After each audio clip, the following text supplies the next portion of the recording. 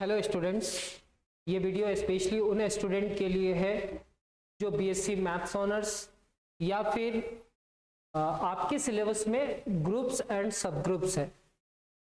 As पर Ranchi university syllabus के according ये क्लासेस को रिकॉर्ड किया जा रहा है, लेकिन अगर आप किसी भी यूनिवर्सिटी से हो और आपके सिलेबस में ग्रुप्स एंड सब ग्रुप्स है तो आप इस क्लासेस को कंटिन्यू कर सकते हो।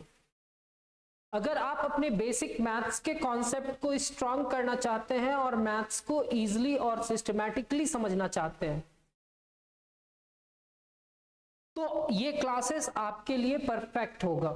मेरा नाम संदीप और आप देख रहे हैं मैथ्स विद संदीप भट्ट। चलिए शुरू करते हैं।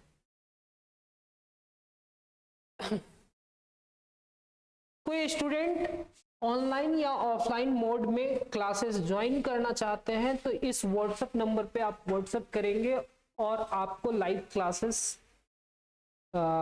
में इनरोल कर लिया जाएगा। हम लोग कुछ क्वेश्चंस पिछले क्लासेस में सीखे थे। बाइनरी ऑपरेशन के बारे में डिस्कशन हुआ था और क्यूबिक रूट्स के बारे में हम लोग को समझना था। लास्ट क्लास में हम लोग इतना ही चीज देखे थे कि क्यूबिक रूट्स में बाइनरी ऑपरेशन कैसे, कब कंपोजिशन टेबल बनाते हैं, कब हम लोग कंपोजिशन टेबल बनाते हैं।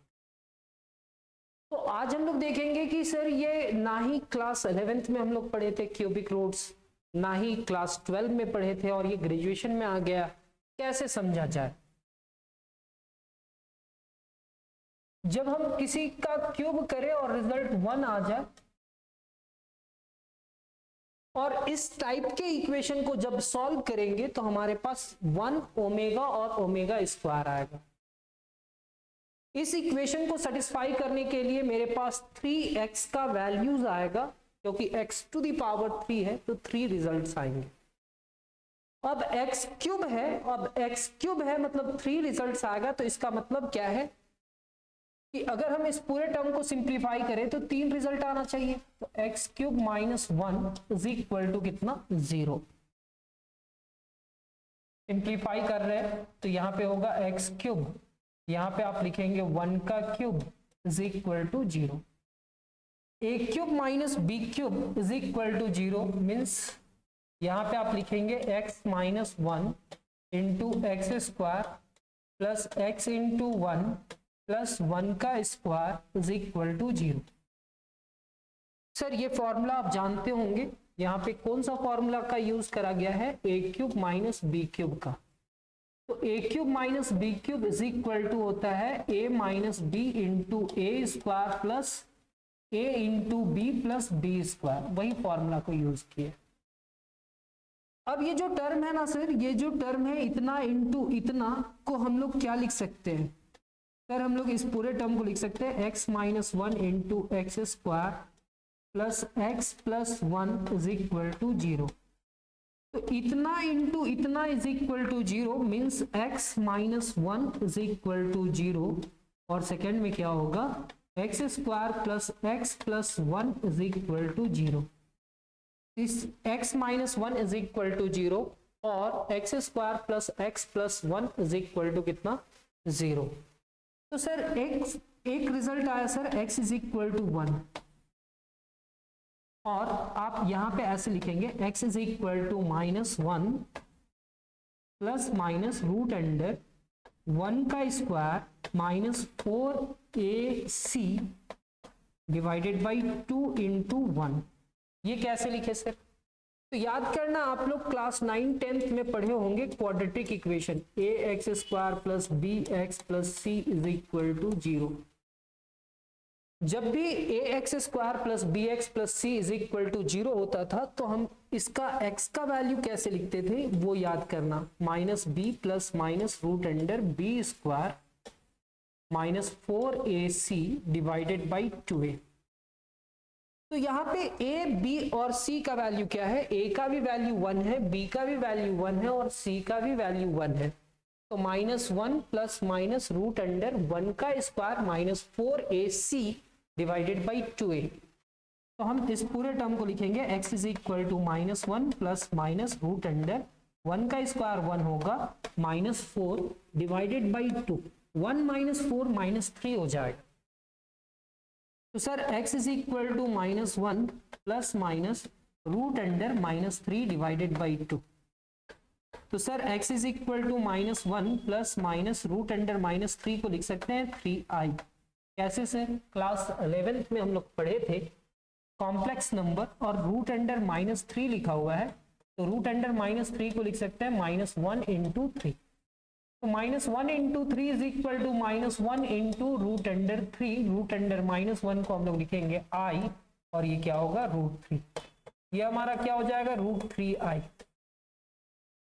और डिवाइडेड बाई कितना है सर 2। डिवाइडेड बाई 2 है, यानी कि यहाँ पे दो रूट्स मिला, x का एक पॉजिटिव और एक निगेटिव।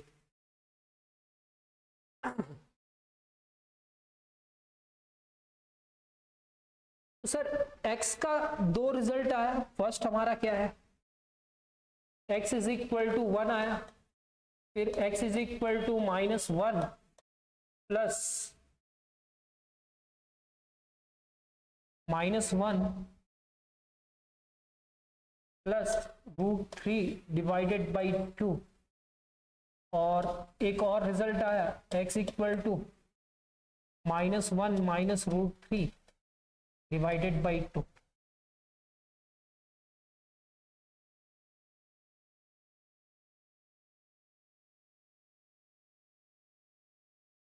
फिर ये हमारा 1 होता है, इसको हम लोग कहते हैं ओमेगा और इसको कहते हैं omega square. 1 omega omega square.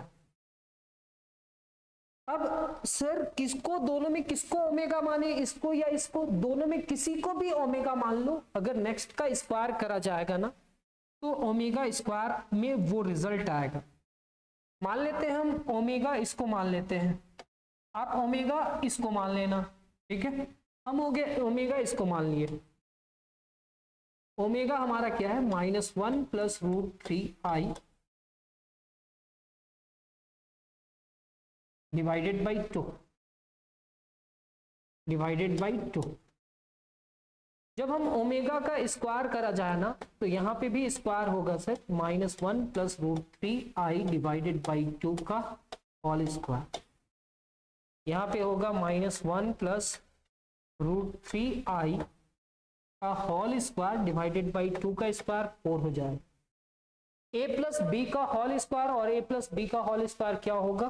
तो सर a प्लस बी का होल स्क्वायर होगा a square plus 2ab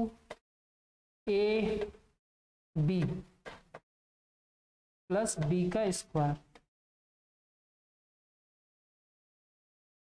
divided by कितना 4।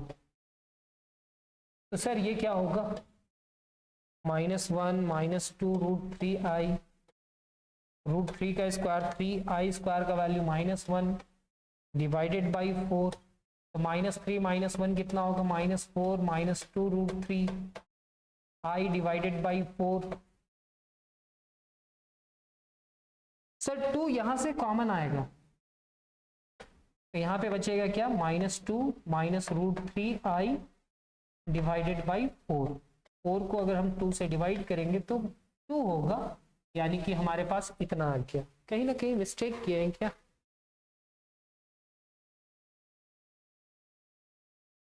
सर -1 का स्क्वायर 1 ना होगा,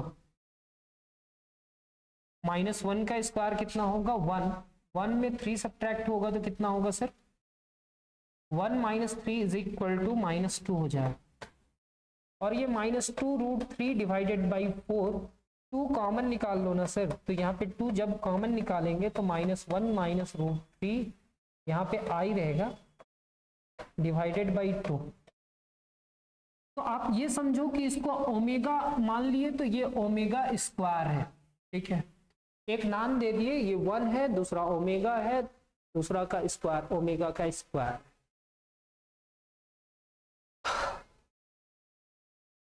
अब ये थोड़ा ध्यान देना कि अगर x square is equal to 1 है तो क्या हम इसको लिख सकते हैं x square -1 is equal to 0।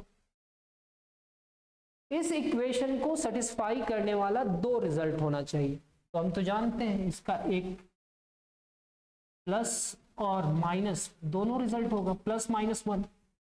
आप x के जगह पे प्लस 1 रखेंगे तो 1 का स्क्वायर 1 होगा और 1 माइनस 1 कितने के बराबर होगा 0। माइनस 1 भी रखेंगे तो कितने के बराबर होगा 0, क्योंकि x स्क्वायर 1 है तो x equal to root 1 and x equal to plus minus 1 हो जाए। रूट का दो वैल्यू होता है, एक पॉजिटिव और एक नेगेटिव। तो अगर हम यहाँ पे 1 रखते हैं तो 1 का square 1, 1 minus 1 is equal to 0, minus 1 रखते हैं तो माइनस 1 का स्क्वायर 1 और 1 minus 1 is equal to 0। Minus 1 का भी स्क्वायर 1 होगा, प्लस 1 का भी स्क्वायर 1 होगा, यानी कि 1 माइनस 1 इज इक्वल टू 0 हो जाए। तो सर जब आप क्यूबिक रूट निकाले x cube is equal to 1, cubic root of unity, इसका 3 रिजल्ट आया। पहला 1, दूसरा ओमेगा, तीसरा ओमेगा स्क्वायर। 1 ओमेगा और ओमेगा स्क्वायर इस इक्वेशन को क्या करेगा, सेटिस्फाई करेगा। क्या करेगा, सेटिस्फाई करेगा। तो 1 का क्यूब 1 के बराबर होता है, ठीक है। ओमेगा का क्यूब, तो याद रखना ओमेगा का क्यूब कितने के बराबर होता है 1, क्योंकि यहां पे ओमेगा रखे और ओमेगा का पावर 3 है, यानी कि ओमेगा का पावर 3 इज इक्वल टू 1, क्योंकि इस इक्वेशन को वो क्या करेगा, सेटिस्फाई करेगा। ये पिछले क्लासेस में हम जो बोल करके गए थे कि हम इस नेक्स्ट क्लास में आपको इस चीज के बारे में एक्सप्लेन करेंगे, वो हम कर दिए। अब आप समझ चुके हैं कि ओमेगा का क्यूब कितने के बराबर होता है, 1 के इक्वल होता है। अब आगे चलते हैं। यहां पे अब हम लोग को सीखना है, some fundamental properties of binary operation. सबसे पहला ऑपरेशन आप याद कर लो, नाम याद करना क्लोजर, दूसरा नाम याद करो associative. Fundamental properties of binary operation, binary operation का कुछ प्रॉपर्टीज होता है, उस प्रॉपर्टीज का नाम याद करो। फर्स्ट क्या होता है, क्लोजर प्रॉपर्टी। सेकंड क्या होता है, एसोसिएटिव। क्या होगा, एसोसिएटिव। थर्ड क्या होगा, आइडेंटिटी एलिमेंट। फोर्थ क्या होगा, इनवर्स। फर्स्ट क्लोजर, दूसरा एसोसिएटिव, थर्ड आइडेंटिटी, फिर इनवर्स। अब उसके बाद आएंगे हम लोग यहां पे कॉम्यूटेटिव और फिर डिस्ट्रीब्यूटिव। क्या, distributive. First sir closure, second क्या सर, एसोसिएटिव, फिर क्या सर,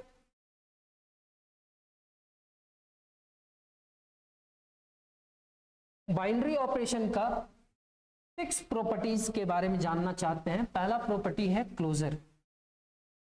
कहता है कि कोई भी 2 एलिमेंट लेंगे जी का। अब सेट जी से कितना एलिमेंट ले रहे हैं, 2 एलिमेंट लिए जी का।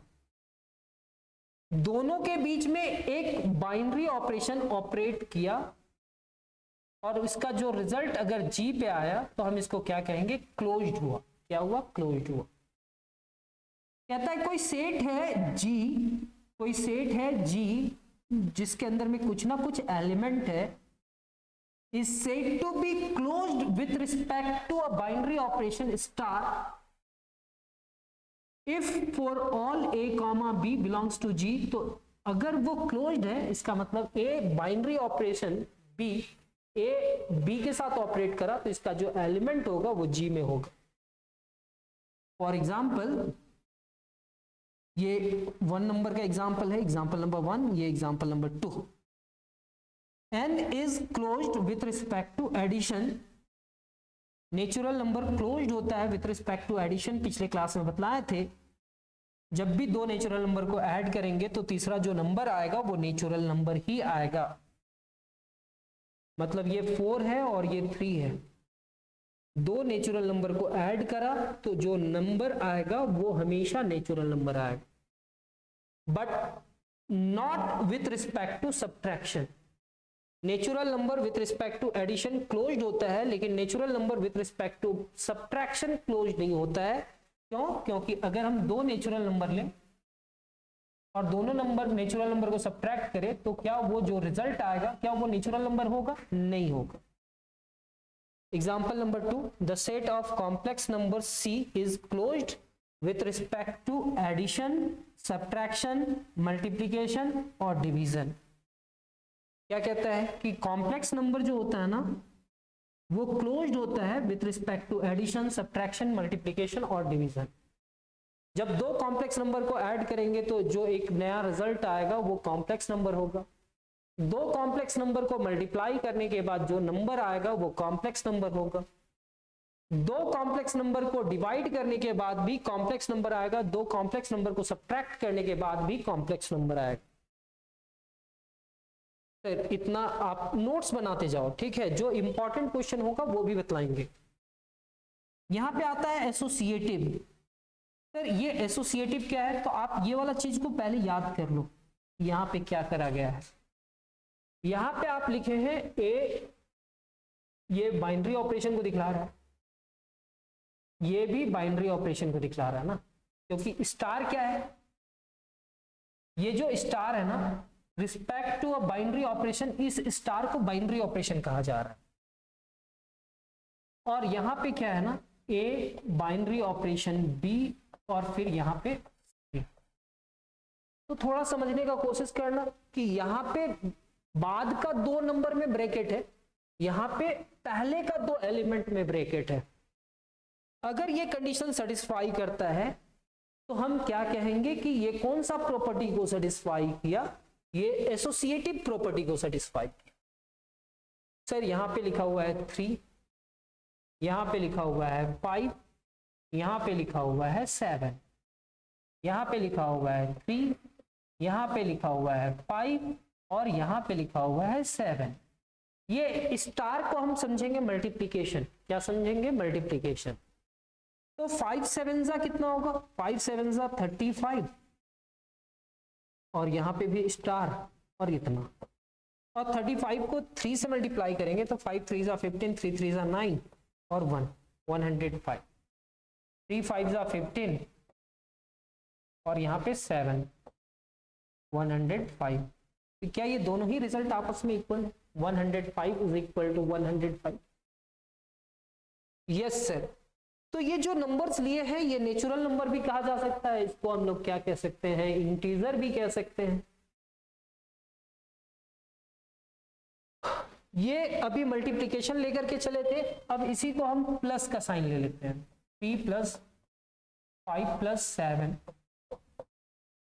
3 + 5 + 7। 5 + 7 कितना हुआ, 12, ब्रैकेट का काम, और 12 + 3 कितना हो जाएगा, 15। 3 + 5 कितना होगा, 8, 8 + 7 कितना हो जाएगा, 15। ये दोनों ही कंडीशन में आपस में क्या है, इक्वल है। तो हम कहेंगे कि एडिशन और मल्टीप्लिकेशन दोनों ही कौन सा प्रॉपर्टी को सेटिस्फाई करता है, एसोसिएटिव। लेकिन क्या ये सब्ट्रैक्शन, ये जो सब्ट्रैक्शन अगर हो जाए, क्या हो जाए, सब्ट्रैक्शन हो जाए, तो क्या सब्ट्रैक्शन सेटिस्फाई करेगा? 3 - 5 - 7, 3 - 5 - 7, 5 में -7 करा तो -2 आया, और -2 को अगर -3 के साथ सब्ट्रैक्ट करा गया तो माइनस माइनस प्लस हो जाएगा, ये 5 हो जाएगा। 3 + 2 = 5। यहाँ पे 3 - 5 = -2 और ये -7, ये कितना हो जाएगा, -9, जो 5 के इक्वल नहीं है। 5 इज नॉट इक्वल टू -9। अच्छा, एसोसिएटिव ऐसा कुछ होता है। तो यहां पे कहता है कि कोई सेट जी है जो सेटिस्फाई करेगा associative property with respect to binary operation star if for all a b c belongs to J G. और यहां पे ऐसा लिखा हुआ है, यहां पे ये एग्जाम्पल नंबर 1 था और ये 2 था, ये भी 1 है और ये 2 है, ठीक है। यहां पे ये इंटीजर लिया जा रहा है, ये इंटीजर लिया जा रहा है। इंटीजर ना विथ रिस्पेक्ट टू एडिशन और integer with respect to multiplication कौन सा प्रॉपर्टी को सेटिस्फाई करता है, एसोसिएटिव। तो क्लोजर समझ में आया सर? क्लोजर किसको कहते हैं सर? सेट का कोई दो एलिमेंट को लेंगे और दोनों के बीच में जब ऑपरेशन करेंगे और उसका जो यूनिक नंबर आएगा उसी सेट से आएगा, तो हम कहेंगे कि जो जी है ना वो कौन सा प्रॉपर्टी को सेटिस्फाई करता है, क्लोजर प्रॉपर्टी को सेटिस्फाई करता है with respect to star binary operation. अब हम लोग यहाँ पे एसोसिएटिव में कितना एलिमेंट ले रहे हैं सर, जी का कोई भी 3 एलिमेंट ले रहे हैं। अब यहाँ पे क्या है sir, a binary operation, b binary operation on c, तो ए बाइनरी ऑपरेशन बी और फिर बाइनरी ऑपरेशन किसमें, सी। अगर ये दोनों आपस में इक्वल हो गया तो हम इसको कौन सा प्रॉपर्टी कहेंगे, एसोसिएटिव। क्या कहेंगे, एसोसिएटिव। यहां पे आइडेंटिटी एलिमेंट कहता है,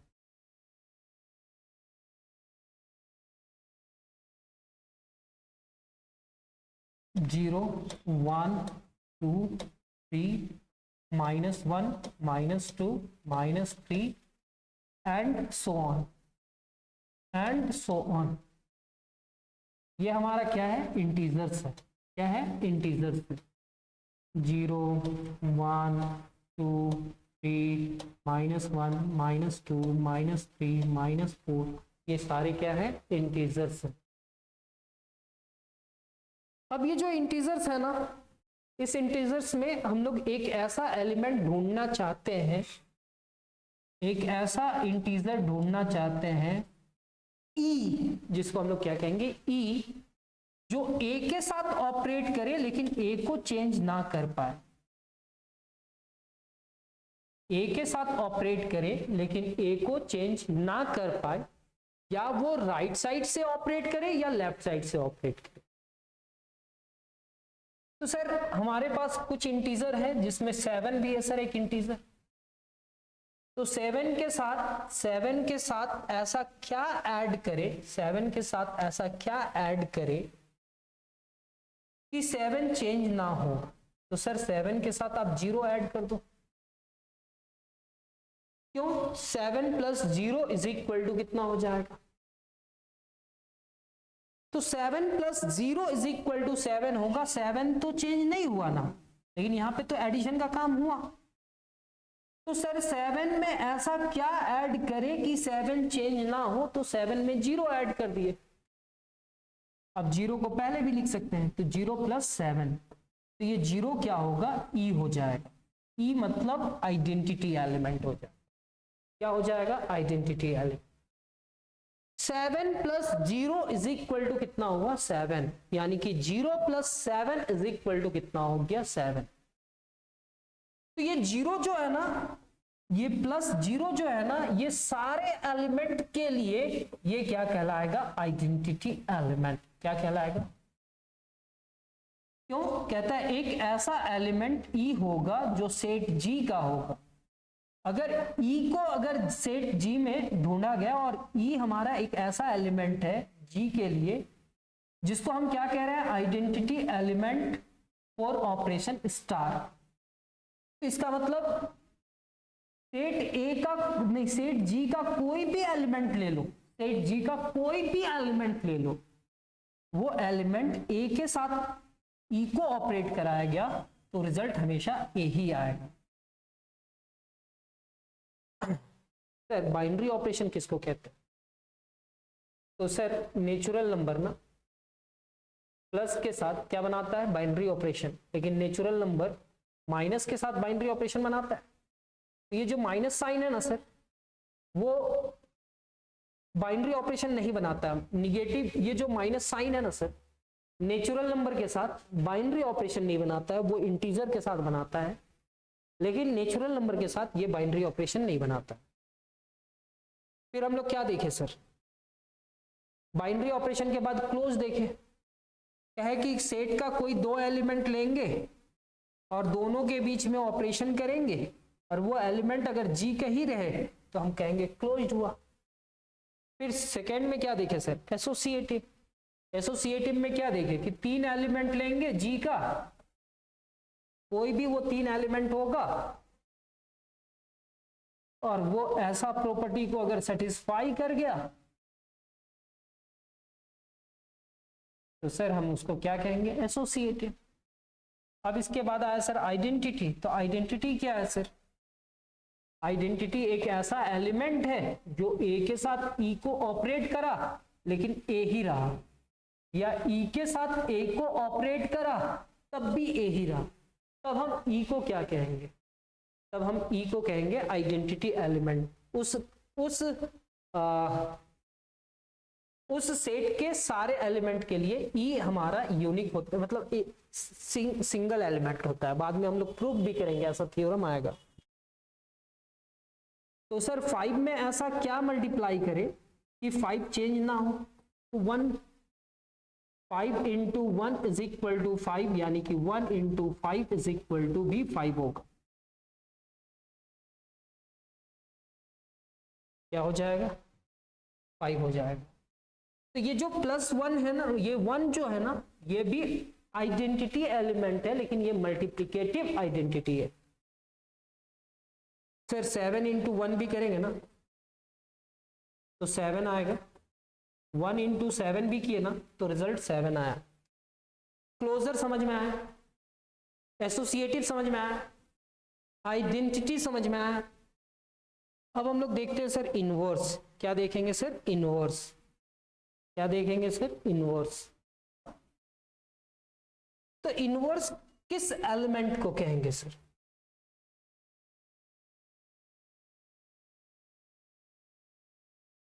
सर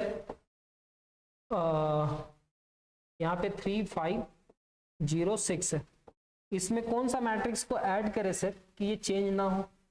तो 0 0 0 0 0 क्या चेंज होगा? 3 5 0 6, तो ये 0 क्या कहलाएगा? 0 एडिटिव आइडेंटिटी कहलाएगा। सर यहाँ पे आप देखो 3 5 0 6, ये किससे मल्टीप्लाई करा सर? 1 0 0 1 से, तो इसका रिजल्ट क्या हो जाएगा? 3 1 से मल्टीप्लाई करा, 5 0 से, 3 0 से, 5 1 से, 0 1 से, 6 0 से, 0 0 से, 6 1 से। जब सॉल्व करा ना सर तो रिजल्ट क्या आया? 3 5 0 6। जब हम इसको इससे मल्टीप्लाई किए तो इतना आया, और इतना के बाद इतना आया, मतलब रिजल्ट चेंज नहीं हुआ। तो यहाँ पे आइडेंटिटी एलिमेंट को हम लोग समझते हैं। आइडेंटिटी एलिमेंट क्या होता है? यहाँ पे क्या होता है? A star e is equal to a, e star a is equal to a for all a belongs to G. यहाँ पे 0 एक एडिटिव आइडेंटिटी है जेड के लिए, नेचुरल नंबर के लिए, होल नंबर के लिए। 1 एक मल्टीप्लिकेटिव आइडेंटिटी है जेड के लिए, इंटीजर के लिए, नेचुरल नंबर के लिए। m कोई नेचुरल मैट्रिक्स है जो जिसका ऑर्डर कितना है? n/n मैट्रिक्स है। तो इसका नल मैट्रिक्स जो भी स्क्वायर मैट्रिक्स है उसको हम लोग क्या कहेंगे? Additive inverse. 0 लिख दिया और n क्रॉस n लिखे तो उसके अंदर के जितने भी एलिमेंट्स होंगे वो सारे क्या होंगे? 0 होंगे। IN लिख दिए तो एक यूनिट मैट्रिक्स को दिखलाता है जो मल्टीप्लिकेटिव आइडेंटिटी दिखा रहा है। बाइनरी ऑपरेशन का कुछ प्रॉपर्टीज पढ़ रहे थे। पहला क्लोजर, दूसरा एसोसिएटिव, थर्ड आइडेंटिटी, फोर्थ में इनवर्स आएगा। इनवर्स को पहचानने का टेक्निक क्या है? जब हम A स्टार B करा या B स्टार A करा, स्टार का मतलब बाइनरी ऑपरेशन का बात किया जा रहा है। ए बी के साथ बाइनरी ऑपरेशन का रिलेशन लिए और रिजल्ट आइडेंटिटी आ जाए, चाहे बी ए के साथ किया और रिजल्ट क्या आ जाए? आइडेंटिटी आ जाए, तो ए के लिए ये क्या कहलाएगा? इनवर्स, और बी के लिए ये क्या कहलाएगा? इनवर्स। क्या कहलाएगा? इनवर्स। तो सर हमारे पास कोई एक नंबर है 5, सर कोई नंबर है 5, 5 में ऐसा कौन सा इंटीजर ऐड करे कि मेरे पास 0 आ जाए? क्योंकि एडिटिव आइडेंटिटी तो 0 है ना सर। 0 को आप 0 ना कह करके एडिटिव आइडेंटिटी कहेंगे, तो 5 में -5 ऐड करेंगे या -5 में +5 ऐड करेंगे तो मेरा आइडेंटिटी आएगा, और वो एडिटिव आइडेंटिटी है। मतलब ए बी के साथ ऑपरेट किया या बी ए के साथ ऑपरेट किया और रिजल्ट आइडेंटिटी आ रहा है, तो हम उसको क्या कहेंगे? इस ए के लिए ये इनवर्स है, वो -5 के लिए वो 5 क्या है? इनवर्स है। तो यहां पे कहता है if E is the identity element, then for each A belongs to G, each A belongs to G, G के सारे एलिमेंट A के लिए बोला जा रहा है, there exist, G में जितने भी एलिमेंट A हैं वो सारे एलिमेंट में एक एलिमेंट B एग्जिस्ट करेगा, such that A star B या B star A is equal to E होगा. B is called inverse of A and is denoted by A raised to the power -1. B को हम लोग कैसे दिखलाएंगे? A raised to the power -1.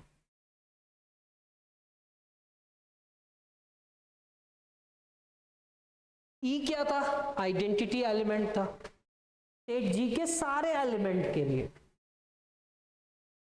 Set G में जितने भी elements था वो सारे एलिमेंट के लिए E एक आइडेंटिटी एलिमेंट था. There exists B belongs to G such that A star B या B star A कितने के बराबर होगा? E के बराबर होगा. तो हम कह सकते हैं कि B is called the inverse of A and is denoted by A raised to the power -1. यहां पे कहता है कि the additive inverse of 5 in real number is -5. The multiplicative inverse of 5 in real number is 1/5. ये जो 5 है ना sir, मान लेते हैं ये रियल नंबर है, और तो इसका एडिटिव इनवर्स क्या होगा? -5, क्योंकि एडिटिव आइडेंटिटी 0 है. 5 का मल्टीप्लिकेटिव इनवर्स क्या होगा? 1/5. ये भी रियल नंबर, ये भी रियल नंबर, और इसका मल्टीप्लाई करने के बाद मल्टीप्लिकेटिव आइडेंटिटी 1 आए. अब हम लोग देखेंगे कॉम्यूटेटिव. कौन सा प्रॉपर्टी देखेंगे सर? कॉम्यूटेटिव. ये सब बाइनरी ऑपरेशन का कुछ प्रॉपर्टीज है. पहला क्लोजर, दूसरा एसोसिएटिव, फिर आइडेंटिटी, फिर इनवर्स. अब इसके बाद क्या? कॉम्यूटेटिव. सर यहां पे 2 star 3 is equal to 3 star 2, और स्टार को अगर मल्टीप्लिकेशन मान लिया जाए तो 2 3 का कितना हो जाएगा? 6, और 3 2 जा कितना हो जाएगा? 6. लेकिन अगर हम कहें कि 2 + 3 और 3 + 2 आपस में बराबर होगा क्या? यस सर, ये 5 होगा और ये भी 5 होगा. थोड़ा टाइम देख लेते हैं कि कितना टाइम हो गया.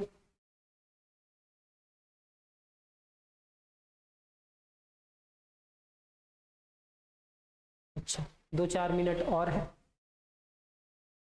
ऑनलाइन में तो हम आप लोग को कुछ ही मिनट पढ़ाते हैं, लेकिन अगर ऑफलाइन रहता है क्लासेस तो हम पूरे 1 घंटा का क्लासेस लेते हैं. उसमें एक क्लासेस का जो टारगेट होता है वो टारगेट हम लोग कंप्लीट करने का कोशिश करते हैं. यहाँ पे कहीं ना कहीं कॉम्यूटेटिव प्रॉपर्टी का बात करा जा रहा है, और कॉम्यूटेटिव प्रॉपर्टी किसको कहते हैं वो समझने का कोशिश कर रहे हैं. मल्टीप्लिकेशन भी कॉम्यूटेटिव होता है, एडिशन भी कॉम्यूटेटिव होता है, लेकिन क्या सब्ट्रैक्शन कॉम्यूटेटिव होता है? इसका रिजल्ट आया -1 और इसका रिजल्ट आया 1, क्या ये कॉम्यूटेटिव है? नो. तो कहा गया कॉम्यूटेटिव के लिए कि sir A star B is equal to B star A अगर रहा ना, तो ये कौन सा प्रॉपर्टी को सेटिस्फाई करेगा? कॉम्यूटेटिव. कहता है set G satisfy the commutative property if A star B is equal to B star A होगा for all A comma B belongs to G. Addition and multiplication are both commutative on Z. अब आता है distributive. क्या आता है? Distributive. तो sir distributive में यहाँ पे मल्टीप्लिकेशन का साइन लगाया गया और यहाँ पे प्लस का साइन लगाया गया. इसका रिजल्ट आपस में इक्वल होगा. क्या होगा? इक्वल होगा. If G has 2 operation plus and dot such that A into B plus C is equal to A into B plus A into C for all ABC belongs to G, then G satisfies the distributive property.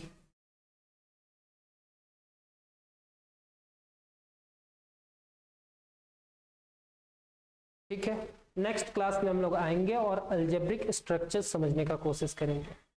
तो अब हम लोग मिलेंगे next class में.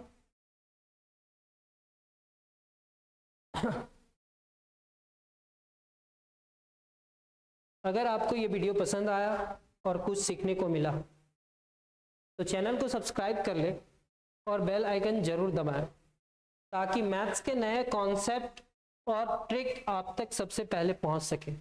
मिलते हैं हम लोग नेक्स्ट क्लास में, तब तक अपना ख्याल रखिए। धन्यवाद। जय हिंद।